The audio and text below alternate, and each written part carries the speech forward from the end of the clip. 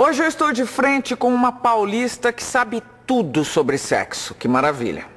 A doutora Carmita Ábido é médica, psiquiatra, psicoterapeuta e especialista em medicina sexual. Coordenadora do Programa de Estudos em Sexualidade do Hospital das Clínicas e professora da Psiquiatria da USP, ela coordena vários trabalhos nessa área, entre eles 4 estudos populacionais com milhares de pessoas investigadas. Autora de 8 livros, veio aqui para comentar o Mosaico Brasil, a maior pesquisa que já se fez no nosso país sobre comportamento afetivo sexual. Ô Carmita, muito obrigada por ter vindo, esse assunto sempre rende. E esta semana, particularmente, estou curiosa, porque eu li que foi feita uma pesquisa fora do Brasil, num país europeu, e descobriram ou concluíram que as gordinhas, mesmo muito adolescentes, elas têm vida sexual mais ativa e mais rápido, ou iniciação antes de todas as outras. É verdade isso? É muito provável que aconteça assim, porque o estrógeno, o hormônio sexual feminino, é produzido através do tecido adiposo. Então, aquela mulher mais magra, aquela que exige de si um corpo exageradamente esbelto, não tem gordura, não tem tecido adiposo. Com isso, a produção de estrógeno fica bastante menor e o interesse sexual, a sedução, o envolvimento e tudo mais que leva, ao final das contas, ao sexo, acaba se tornando mais tardio. Além disso, a gordinha se esforça mais, é mais simpática, se torna mais expansiva. Porque a autoestima não é lá essas coisas. Exatamente. Num universo de mulheres magérrimas, que quanto mais magras, mais bem-sucedidas, é isso? Exatamente. Aí ela compensa com essa condição de maior simpatia, maior envolvimento, maior expansividade, e isto cativa. Mas também tem o lado da gravidez precoce, também é maior entre as gordinhas, ou seria, então? O que se percebe também, não se tem números, mas a impressão é de que as mulheres que estão mais voltadas para o sexo, e geralmente as gordinhas estão mais preocupadas com conseguir um parceiro, acabam não se cuidando, até por conta da autoestima não ser tão boa, elas abrem mão do uso do preservativo e não estão tomando pílulas, acabam engravidando, e com isso o índice de gravidez na adolescência vem aumentando sobremaneira e é um dos maiores problemas mesmo nos dias de hoje, em que nós tivemos notícia de que esse número no Brasil baixou, mas baixou diante do número imenso que era, ficou um pouquinho menor, mas há muito ainda que se fazer e a mulher precisa se preservar bem mais dos riscos que o sexo traz, não só a gravidez, como as doenças sexualmente transmissíveis. Bom, mas agora vou começar do comecinho, como tem que ser feito. Por que sexo continua sendo um assunto a ser falado baixinho, criança não pode ouvir, e na maioria das vezes a gente ouve e arregala os olhos, por mais informado que esteja a respeito? O sexo muda muito, e hoje nós estamos vivendo uma abertura sexual sem precedentes, e não necessariamente para um lado bom, A banalização do sexo está acontecendo e é este o sexo que os pais escondem. E tá certo, O sexo bom de se ensinar, de se divulgar, de orientar a criança e adolescente é aquele sexo que constrói. E quanto mais cedo se falar, melhor, por incrível que pareça. Mas se falar na medida da necessidade da criança. O que ela pergunta deve ser respondido. Não adianta querer dar altas lições de sexologia para uma criança de 2, 3 anos que está querendo saber coisas muito básicas. Então, à medida que for sendo perguntado, deve ser orientado. Na família, muito melhor até do que na escola, porque cada um conhece seu filho e sabe exatamente o que ele está perguntando e como esclarecer. Diante desse quadro, a igreja mais ajuda ou mais atrapalha? Eu acho que deve estar... É uma coisa complicada de se analisar. Porque, como você disse, hoje há uma Libertinagem? Banalização. Banalização.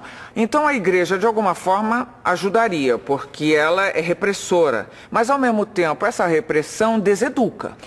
Eu acho que tudo que é reprimido exacerba o interesse, e o interesse precoce em alguém que não está ainda formado pode levar a um comportamento prejudicial.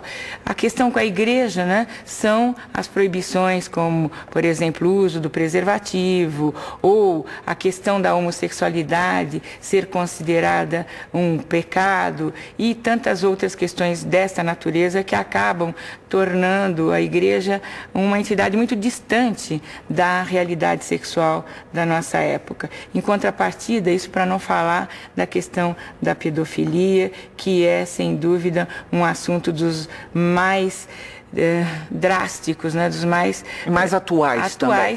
E onde, infelizmente, a igreja se vê envolvida. Vou falar sobre os dois assuntos especificamente, mas vamos começar pela sua pesquisa, o Mosaico Brasil.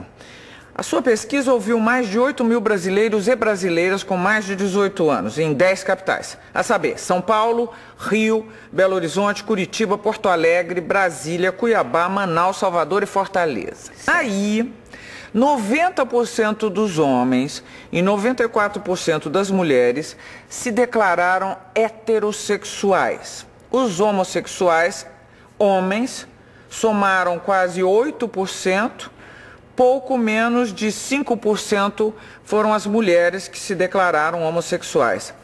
Tem margem de erro nessa pesquisa ou não?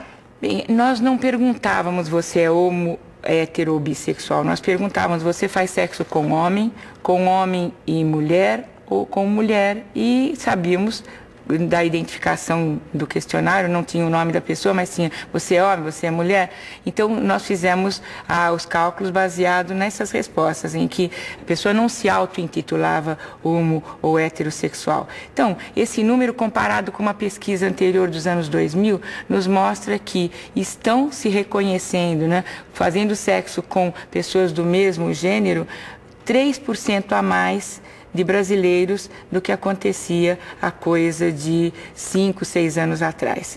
Mas você analisando, ou a partir de observação, você diria que é uma estimativa para baixo? Eu diria, porque quando a pessoa responde, ela pensa no hábito mais frequente dela. Ela não pensa que ao longo da vida ela possa ter tido uma, outra ou várias relações com pessoas do mesmo gênero, como a gente diz, do mesmo sexo que o seu. Então ela só considera na resposta aquilo que ela faz habitualmente. E nisso tem muitas pessoas que já experimentam e durante fases da vida variam o tipo de parceria sexual. E ainda também deve ter um medo de falar, ainda que seja para uma pesquisa. Nós fizemos sempre questionários autorresponsivos, não assinados e com privacidade.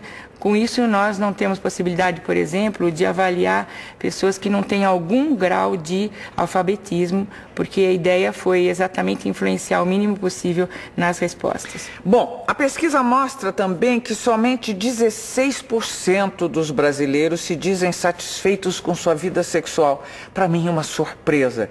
E entre as mulheres esse número cai para 9%. É uma surpresa porque o brasileiro ele gosta tanto de falar de sexo, ele se gaba tanto da sua sexualidade e parece sempre tão satisfeito. E eu fiquei pensando, isso é uma enganação ou são duas coisas distintas? Não são duas coisas distintas. O brasileiro quer mais. Apesar dele ser muito fluente quando se fala de sexo e estar muito à vontade com o assunto, de fato, ele faz menos e pior do que fala, especialmente os homens. Mas ele gostaria de atingir um desempenho, uma performance diferente.